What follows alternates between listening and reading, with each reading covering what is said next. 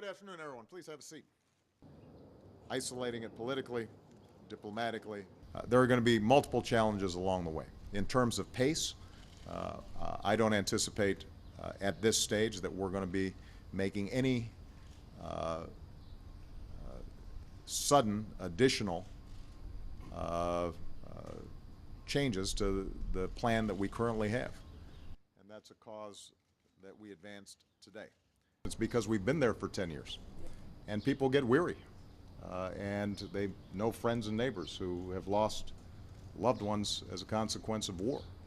Well, first of all, on what has happened at Camp Bastion, it's very early, details still coming through. Obviously, we'll want to examine and investigate exactly what has happened before making clear anything about it. But security of our people, of our troops, security of both our nation's forces is absolutely the priority, and if there are things that need to be done in the coming hours and days to keep them safer, be in no doubt we will do them.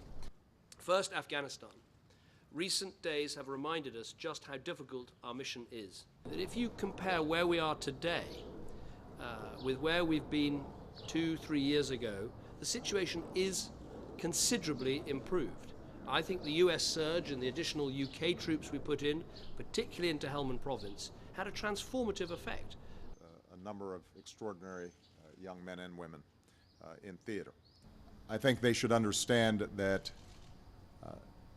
because the international community has applied so many sanctions, because we have employed so many of the options that are available to us to persuade Iran to take a different course, that the window for solving this issue diplomatically is shrinking.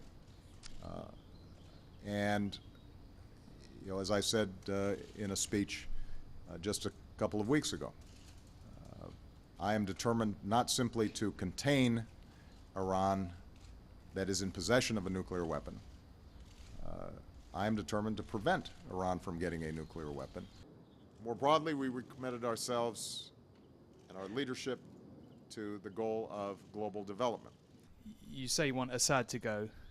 You wanted Gaddafi to go, and he didn't for a long, long time. The focus right now is, as I said, on trying to achieve transition, not trying to foment revolution. We think that the fastest way to end the killing, which is what we all want to see, is for Assad to go. So the way we should try to help bring that about is through diplomatic pressure, sanctions pressure, political pressure, the pressure that Kofi Annan can bring to bear. That is where our focus is. Of course, our teams all the time, as I put it, kick the tires, push the system, ask the difficult questions, what are the other options, what are the other things that we could do, and it's right that we do that.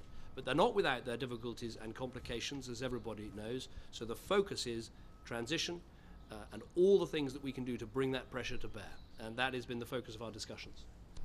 There may be some immediate steps that we've discussed just to make sure that humanitarian aid is being provided in a robust way, and to make sure that a opposition unifies along principles that ultimately would provide a clear platform for the Syrian people to be able to transition to a better form of government.